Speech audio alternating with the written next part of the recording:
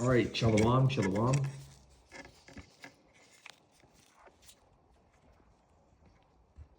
First and foremost, I'd like to start off by giving all glory, honor, and praises to Yahweh, Bahasham, Yahweh Shai, Bahasham, Rakakadash, double honors to the elders and apostles of the Green Millstone who rule well and teach well. Peace and salutation to the Lord's elect, the hopeful elect in 1/3. The brother Yahweh Brock here with a message to the Spirit, Lord willing. I pray that it is edifying and exhorting. And I got the inspiration from watching the GMS Chicago camp. They sit down. Elder Uriah was speaking about the difference between like planting 3 seeds compared to a bunch of seeds. If you plant just 3 seeds, you're gonna have the chance of getting 3 plants. But if you plant hundreds of seeds, some might come up, some might come, some might not. But the chances of getting fruits and getting crops is much higher. And that's the same thing, with us, man, in this ministry. The work that we put out, the seeds that we sow, are profitable, even if it doesn't seem like, in the moment. Some brothers might get no views. Some brothers might get a couple of views. And Esau hides the views, by the way. So if you think that, oh, I'm not being seen, trust me, you have more views than you think you do. YouTube's just showing you different. But the point of this lesson is, everything that you do for the Lord, the sacrifices that you put up are not done in vain. They're all profitable towards the growth of this ministry. I'm going to bring out some precepts that speak about that. And this is the book of Ecclesiastes 11:6, starting off. In the morning sow thy seed, and in thy evening withhold not thine hand, for thou knowest not whether shall prosper either this or that, whether they both shall be alike good. So you sow your seed, man, and you don't know what's going to come up. And that's the same thing, the parable of the seed sower. Certain people were choked out by the lust of this world, or they didn't receive it, but there were some seeds that came up, and then it ended up being very profitable and having seeds of their own, man, and they spread fruit, good fruit of their own. And that's a beautiful thing to look about, man, because that's how we came in. We watched either a brother's lesson, or we saw something, the Spirit blew like the wind, and it just came in us at the appointed time that the Lord wanted. And then here we are now, growing and prospering, man, with the Lord, man. And that's a very special thing. And it's not, something that should be overlooked, or, don't second guess it. You know what I mean? Like, don't think, oh, I'm making these videos, but no one's watching. I feel like I'm not worthy enough. Nah, man, that's a spirit from Satan, man. Those are demonic spirits. You got to continue to push forward and do the work, man, because everything that you put up will never be done in vain. And this is the book of Corinthians 9:6. But this I say, which soweth sparingly shall reap also sparingly, which he soweth bountifully shall reap also bountifully. So yeah, exactly. When you're doing these videos, when you're posting scriptures, when you're edifying with Akim, when you're doing things that are charitable, these are all acts that are pleasing to the Lord, man. These are putting forth good fruit.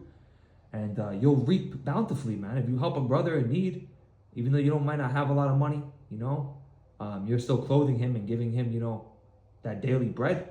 And you're helping him out. The Lord sees that, and he'll help you out in a time where you might need it, or he might come through for you, man, 10 times more. We shouldn't expect that.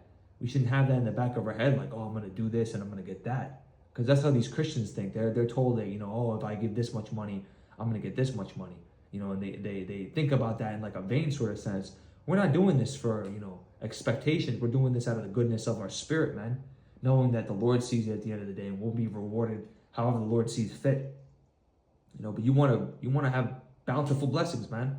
And when you sow those seeds, when you do works for the Lord, you have a chance of getting more bountiful blessings, man, compared to somebody who reaps sparingly, who barely does anything, who doesn't do no work, no profit to the ministry. It's just a bench warmer or a wallflower. Not doing nothing for anybody else. Just selfish, man. Gatekeeping. And the scriptures talk about that, man. That foolish servant that hid his talents in a napkin. And when the master came around, he was like, you dumb fool. Look at you. You didn't do nothing. You're lazy. So no, we got to preach this gospel boldly to those that are willing to receive this. This book of Galatians 6:7-9. But be not deceived, Yahweh is not mocked, for whatsoever a man soweth, that shall he also reap. For he that soweth to his flesh shall reap flesh, shall of the flesh reap corruption, but he that soweth to his spirit shall the spirit reap life everlasting. Let us not be weary in well doing, for in due season we shall reap if we faint not. Exactly. Key word, faint not. You can't drop the plow. You can't give up. You got to keep moving. You're going to reap bountifully, man, when that time comes. If you endure unto the end, you're going to receive that crown and the rewards that come with it. It's going to be a big, big reward at the end of the tunnel for those that keep, fighting this good fight of faith. And you got to think about this every day. Am I reaping towards the spirit? Am I doing what's profitable towards Yahweh B'Shem Yahushai? Am I pleasing him? Or am I pleasing my flesh? Am I pleasing these things of the world? Am I reaping, carnal, vain things, things that don't really matter? Because Ecclesiastes talks about vanity of vanities, all is vanity. There's a balance. There's a balance to it. A false balance is an abomination to the Lord. But, a balanced, you got to be balanced, and you can't sow to your flesh all the time, man. You're going to reap corruption. You got to sow to your spirit. How do you do that? By doing these good works, man. Praying, fasting, showing the Lord that you care, that you're hungry to be in this, man. Posting scriptures, breaking bread with those that are, following the true and proper doctrine. And the Lord will give you increase, man, if you're faithfully sowing. This is the book of Psalms 126, 5-6. They that sow in tears shall reap in joy. He that goeth forth and weepeth, bearing precious seed, shall doubtless come again with rejoicing, bringing his sheaves with him. I want to bring that out in the NLT. Psalms 126, 5-9 NLT. I want to see what comes out in that translation as well. It says, those who plant in tears will harvest with shouts of joy. They weep as they go planting their seed, but they sing as they return with the harvest. Exactly. So, we're prisoners of hope here. We're suffering, but we still have hope and faith in the Lord Yahweh B'Shem Yahushai and the power and his might. So when we sow these seeds, even though we're, broken down, we feel weak, okay, we're going through stuff, we're going to have shouts of joy in the end, man. It's all going to be blessings of bountiful, man, rewards of the kingdom. You got to meditate on that. You got to believe that, man. What does the scripture say in Colossians 3:2? Set your affections on the things above, not on the things below. Roughly paraphrasing. So, you got to think about that kingdom, man. You got to think about making it there, man. You got to tell yourself every day, whatever I'm doing now, man, whatever's in this vain life, it's just going to all get, all going to go away, man. But the kingdom is going to be everlasting. So we're striving towards that, man. And this is the book of Isaiah 55:10-11. For as rain cometh down, and the snow from heaven, and returneth not thither, but watereth the earth, and make it bring forth and bud, that it may give seed to the sower, and bread to the eater, so that my word shall go forth out of thy mouth, and it shall not return to me void, but it shall accomplish which I please, and it shall prosper in the thing whereto I sent it. Exactly, man. So, you're preaching to the wind, it's going out of your mouth, you're preaching this gospel boldly, and it's going to accomplish what the Lord pleases, man. If he wants that specific person, man, one of his elect, to hear that message, he will allow it to be heard, man. The wind will bring forth that message, and it'll go to that person that needs to hear it. And that's ultimately from the Lord, man. But we gotta, do the first act, man. We gotta be the mouthpiece of the Lord Yahweh B'Shem Yahushai. And this goes into it, man. 1 Corinthians 3:6-7. I have planted, Apollos watered, but Yahweh gave the increase. So then, neither is that he that planteth anything, neither that he watereth, but Yahweh that giveth the increase. Exactly. So you plant the seed first. You might come back seasons to come, and then there's a healthy tree, healthy sapling. It might even have a fruit or two on it. And I'm giving that example, man, because I'm very into farming, agroforestry, and stuff. And the day that you plant that tree, the day that you plant that seed is not the day that you're gonna get the fruit. You got to be patient, man. And not everybody's gonna receive things the same way. Some people might, they might hearken onto it immediately, and they might have that zeal and that fire to go out and do the work right away. Others might receive the name, but they're still growing and they're learning at their own pace. you know, and that's fine. It's just what the Lord wants. He might have it differently for, you know, another person, but they'll still come to the knowledge and understanding, man. Even if it's at the last moment, you know, they'll still receive that same penny, as the scriptures say. And that's the most important thing, man. You know, preaching to the elect. We're not preaching to everybody and anybody. We're not preaching to these heathens. We're not definitely not preaching to those damn Edomites. You know, these people are going to go into captivity. No, we're preaching to the elect. The Lord is only dealing with the elect. Okay? So, quality over quantity. You know, these Christian churches, man, they millions and millions of views. You know, could there be elect out of those individuals viewing that might come to the truth? Yes. But in the grand scheme of things, man, in the bigger picture, you know, these are just people that don't even care. You know, compared to somebody that's posting, they might have a couple of subscribers, but there's somebody that's the Lord's elect watching that. How much more important, you know? So 1 Corinthians 3:6-7. I already did that one. You know, and you gotta abound in good works.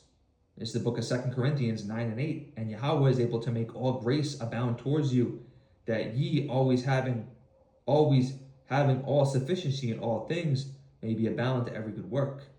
Exactly, man. So you're going to be given what you need, man, your daily bread.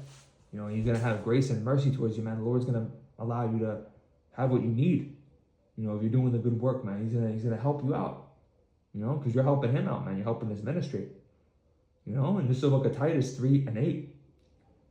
And it says, this is a faithful saying, and all things that thou affirm constantly, that they which have believed in Yahweh might be careful to maintain good works.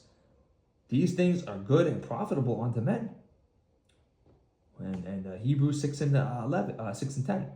For Yahweh is not unrighteous to forget about your work and labor of love, which ye have shewed towards his name, and that ye minister to the saints and do minister. Exactly, man. So we're ministering. We're pushing this gospel boldly, correctly, and directly, man. We're not beating around the bush, okay? We're rude in speech, man. We're saying it how it is. If you can receive it, you receive it. If not, that's it. Okay, we're not sitting here trying to hold on. Oh, one more time. No, man. Titus 3:10. A few verses over, man. After the first and second admonition, reject. So, you know, we're going to only tell you so many times. We're not going to sit here and hold your hand and wait for you to understand it. Because then if that's the case, the Lord's not ultimately dealing with you. You know, at that moment, or, you know, maybe later on, he'll allow you to come to it. But we're not sitting here, you know, talking to the wall.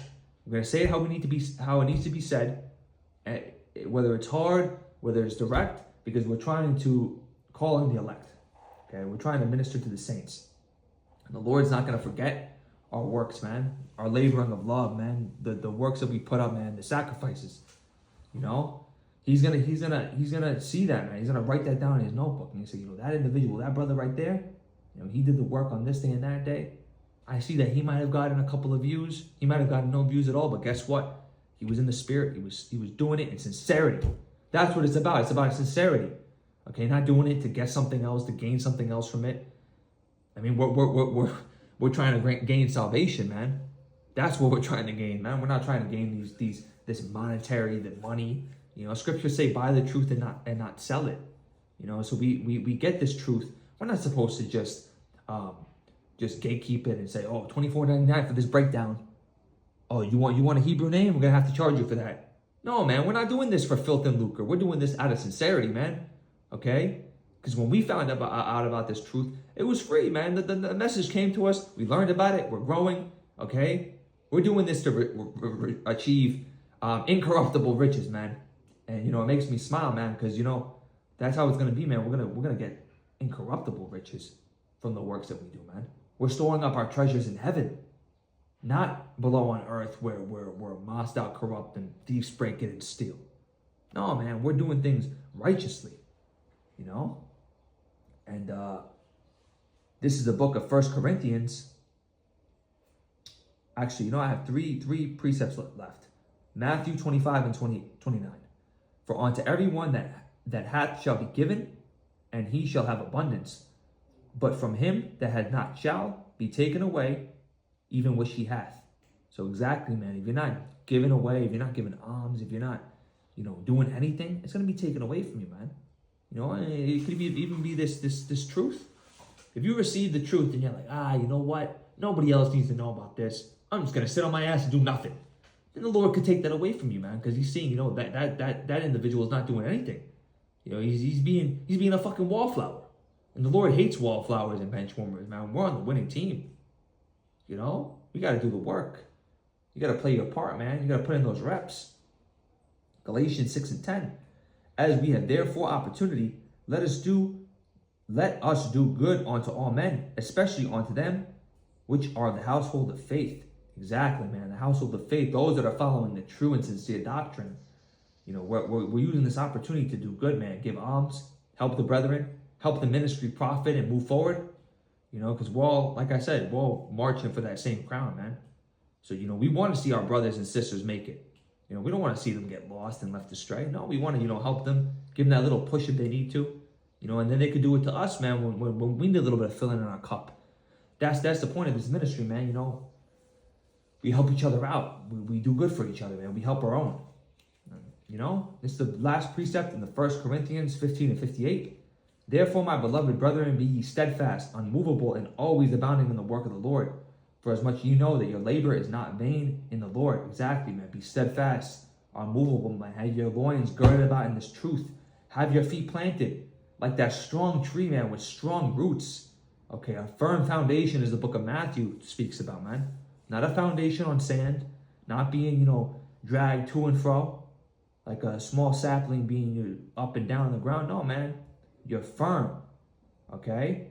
And you do everything that you do in sincerity and in charity, it is going to be looked at by the Lord.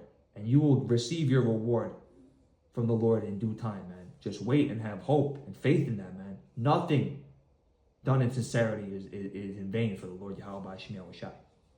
Okay, so with that being said, Lord willing, I pray that you found this lesson edifying and exhorting the Spirit. With that being said, I want to give all glory and honor to Yahweh, Bahasham, Yahweh Shai, Bahasham, Rakakadash, double honors to the elders and apostles of the great millstone, who rule well and teach well in sincerity and charity, peace and salutation to the Lord's elect, the hope elect on 1/3.